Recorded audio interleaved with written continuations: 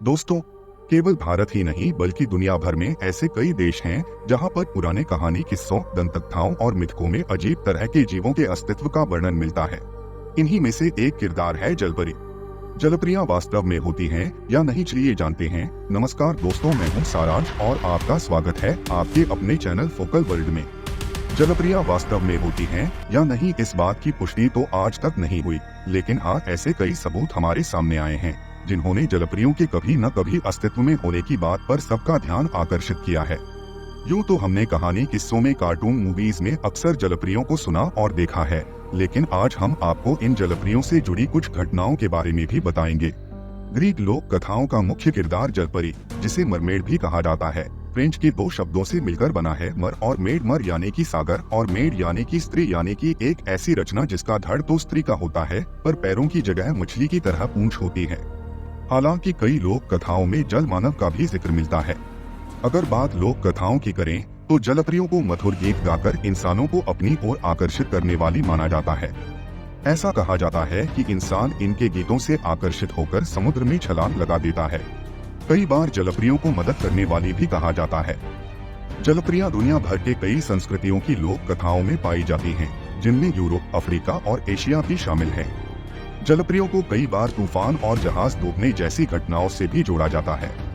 जलपरियों का नाम सबसे पहले 1000 ईसा पूर्व असीरिया में सुनने को मिलता है।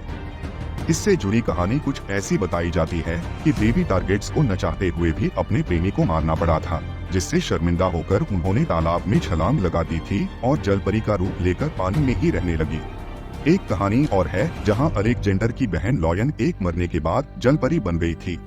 भारतीय रामायण के थाई और कंबोडियाई संस्करण की माने तो ऐसा उल्लेख मिलता है कि जब हनुमान जी लंका जाने के लिए सेतु बना रहे थे, तब सुवर्ण मछुआ यानी कि सोने की जलपरी ने हनुमान जी के इस प्रयास को रोकने की तमाम कोशिशें की, पर वह विफल रही।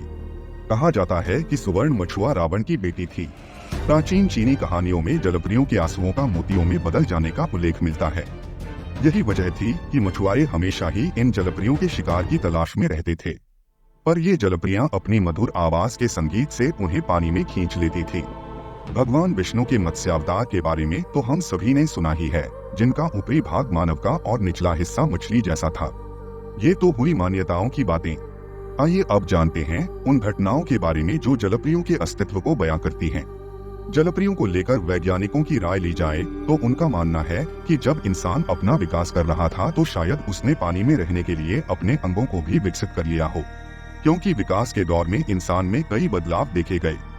इसी तरह सन 2012 में एनिमल प्लैनेट नाम के एक चैनल पर दिखाई गई डॉक्यूमेंट्री की फुटेज ने एक बार फिर सबके मन में जलपरियों को लेकर कुछ सवाल खड़े किए। इस डॉक्यूमेंट्री का नाम था मरमेड द बॉडी फाउंड, जिसके अनुसार कुछ लोग पानी की गहराई में रहने वाले जीवों का पता लगा रहे थे।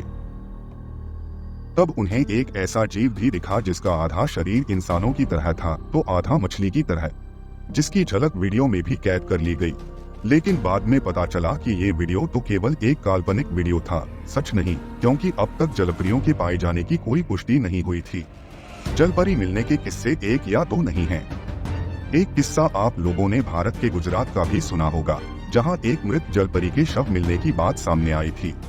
मिस्र के समुद्री तट से भी बिल्कुल वैसी ही जलपरी के शव के फोटोज सोशल मीडिया पर वायरल हुए, लेकिन बाद में सभी को अफवाह करार दे दिया गया।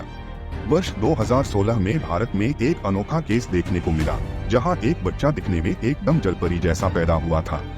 ऊपरी भाग मनुष्य जैसा और निचले भाग में दोनों पैर जुड़े हुए किसी मछली की पूंछ की तरह दिखाई पड़ रहे थे।